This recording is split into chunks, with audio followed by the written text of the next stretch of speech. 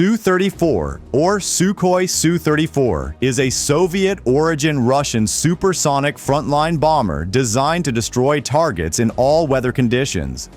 It is a workhorse of destruction built to fly low, strike deep, and vanish before its enemies can even react.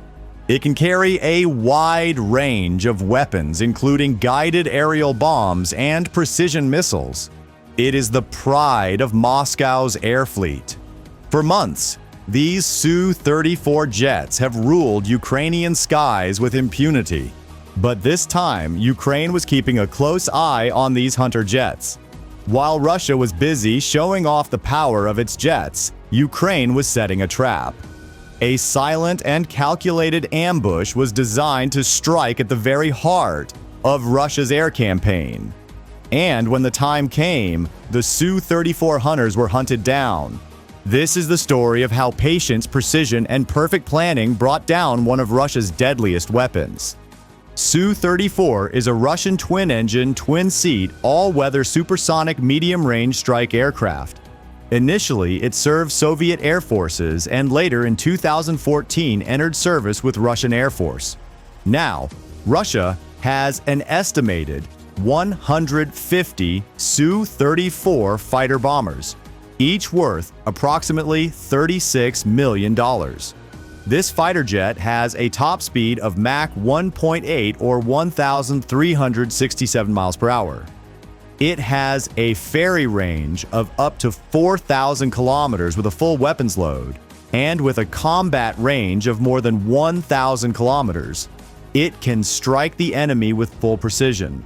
Russia actively uses these bombers in its war campaigns against Ukraine to strike civilian and military infrastructure. When these bombers entered the war in large numbers, Ukraine felt their impact immediately. With every strike, these jets turned things to rubble. Ukraine's air defense, on the other hand, was not adapted to modern warfare. It could take down older aircraft or missiles, but taking down a Su-34 was nearly impossible. Su-34 emerged as a symbol of Russia's aerial dominance, ruling over the skies with no competition from the other side. Russian officials often praised these fighter jets, describing them as a crucial part of their air power with impressive combat capabilities and high maneuverability. Vladimir Artyakov, Deputy Director General of Rostec, stated it as an important component of Russia's frontline aviation, praising its combat capabilities and effectiveness in missions using both guided and unguided weapons. For most of the war, the Su-34 jets operated in full confidence. They launched from secure air bases deep inside Russia, far beyond Ukraine's reach. They flew at a low altitude over Russian territory, climbed briefly to release their glide bombs, and then descended again below radar detection before Ukraine's defenses could react. By the time the bombs fell, the Su-34 jets were already heading back. Each strike was a nightmare for Ukrainian defenders. Ukrainian radars were jammed by Russian electronic warfare systems, Kibini and Krasuka. Their missiles lost their direction. It seemed as if everything was against Ukraine.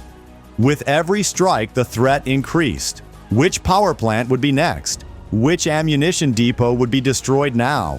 Which bridge would break this time? These questions lingered in every mind. Russia's dominance in the air caused fear among citizens, officials, and even soldiers. Ukraine could not hold back now. As time passed, they evolved their air defense network with more advanced techniques, mobile launchers, radar decoys, and intelligence coordination began to change the equation. Ukraine knew that with old methods, they could not advance the war. Western partners helped them, and they improved their radar coverage. Drones became Ukraine's eye in the sky, spotting enemy aircraft long before they struck. Electronic warfare teams learned how to jam the jammers, turning Russia's trick back on them. Command centers became smaller and mobile, allowing faster communication and less chance of being targeted. Fake radar signals and decoy launchers confused Russian pilots, forcing them into predictable paths. Step by step, Ukraine's defense network grew smarter. faster, and harder to find. And soon they were ready to strike with patience, precision, and planning. In mid-September, Russia received a new batch of Su-34 fighter bombers from the United Aircraft Corporation. The fourth delivery this year, following earlier batches in April, July, and August. Ukraine knew that Russia was up to something. Russia also launched several strikes on Zaporizhzhia with aerial bombs. According to the head of Zaporizhzhia Regional Military Administration, Russia struck civilian infrastructure and residential buildings in Zaporizhzhia with 6 high-explosive aerial bombs. This was unacceptable for Ukraine. An immediate response became crucial. But Ukraine knew well that it is impossible to chase the Su-34 jets into Russian airspace. So instead, it decided to pull them in. Intelligence teams started analyzing the bombers' routines, their flight routes, attack timings, and target areas. They noticed that each attack followed a similar pattern.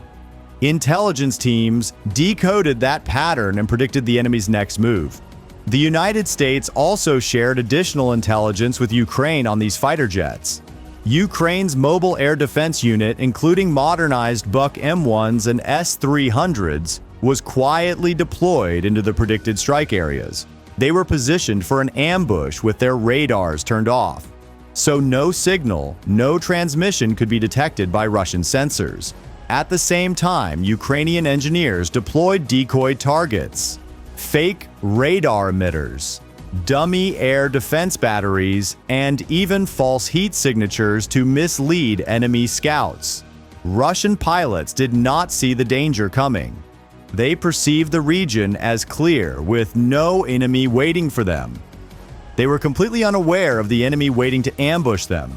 For quite time, there was silence everywhere. But as soon as Russian bombers entered their regular path, Ukraine activated its radar. The target was in reach. Missiles were launched and fire erupted.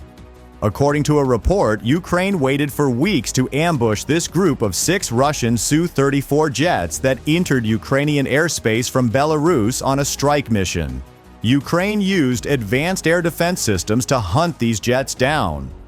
Anatoly Kurdanov, a member of the Ukrainian Parliament's Defense and Security Committee, said in an interview, "We have evidence that they are striking our objects on the front line and more. We know, for example, from intercepted phone calls between soldiers and their relatives, that they are striking civilian infrastructure. This is why we started to hit them." He also claimed that the Ukrainian Air Force has new capabilities that enable them to detect Russian airplanes earlier than before, giving them more time to prepare for attacks. In the past, the Su-34 jets had dominated the skies, but that ambush changed everything. When Ukraine launched missiles at Su-34 jets to shoot them down, Russian pilots hurried to react. The first bomber turned sharply to the left, but the missile was already too close. It sliced through the fuselage, triggering a series of explosions that shattered the jet entirely midair. Another Su-34 tried to dive and escape radar tracking, but its fate was already decided. A missile hit and it was silenced. Ukrainian soldiers on the ground watched as flaming debris fell from the clouds.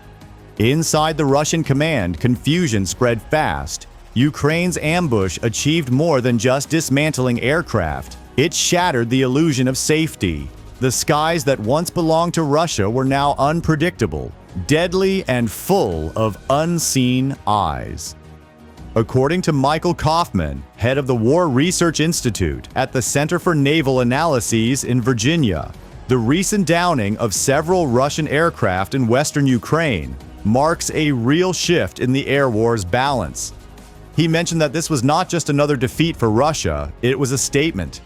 From now on, Russian pilots operating near disputed regions would need to consider themselves as being targeted. Kaufman also emphasized that Ukraine's ability to adapt has turned into one of its key advantages. Each time Russian tactics evolved, Ukraine found ways to counter them by changing air defense positions, learning how to avoid detection from electronic warfare planes, and incorporating new Western systems. In his words, Ukraine's ability to learn, adapt, and reposition its defenses has transformed the skies into a far more dangerous place for Russia's most advanced bombers. And what if I told you that this was not the first time Ukraine shot down Russian Su-34 jets? After evolving its air defense network, Ukraine damaged Moscow's pride on multiple occasions. One such strike was reported on June 27, 2025 at the Marinovka airfield in Russia's Volgograd Oblast, when Ukraine struck 4 Su-34 fighter jets, destroying 2 of them completely and damaging the other 2. Similarly, on August 14, 2025 Ukrainian forces shot down a Russian Su-34 fighter jet over Russia's Kursk Oblast, taking Russia by surprise. Another Russian Su-34 was destroyed on Marzovsk airfield in Russia's Rostov Oblast on August 5, 2024. All these strikes proved that Ukraine had moved from a reactive defense to a proactive offense. With each successful strike, Russian planners were forced to reassess their flight routes, altitudes, and tactics while the Ukrainian defenders grew bolder. The news of this strike spread faster than Moscow could control it. Satellite images revealed the wreckage, and intercepted radio chatter confirmed what the Kremlin tried to deny: that some of Russia's most advanced aircraft had fallen to Ukraine's trap. One major factor contributing to the success of Ukraine is the training of Ukrainian air defense operators. Russia depends on electronic warfare and cruise missiles, while Ukraine has focused on training its personnel to effectively use Western weapons. This has resulted in a notable rise in the number of Russian aircraft shot down by Ukrainian forces since the start of the war in February 2022. Moreover, the foreign intelligence has also proved effective in this matter. For Ukraine, this strike was more than just a tactical victory. It was symbolic. After months of enduring relentless air attacks, they showed that Russia's air power was not untouchable. The message was clear: the hunter could also become the hunted. And deep inside the Russian command, a single question began to echo: if our best bombers are not safe, then what is? Analysts called it a turning point not just in the air war, but in perception. Russia's dominance in the skies now looked vulnerable, and Ukraine, once seen as a nation constantly defending, was now rewriting the script. The strike was a statement. It was a reminder that even in a war dominated by machines, intelligence, patience, and precision still decide who controls the sky. The skies above Ukraine have become more than a war zone. They are a chessboard of minds and machines. The balance of power is shifting. What used to be Russia's domain of dominance has now turned into Ukraine's arena of defiance. And each fallen Su-34 is proof that precision and strategy can overcome brute force. If you want more stories of battlefield strategy and real-world tactics, don't forget to like, share, and subscribe.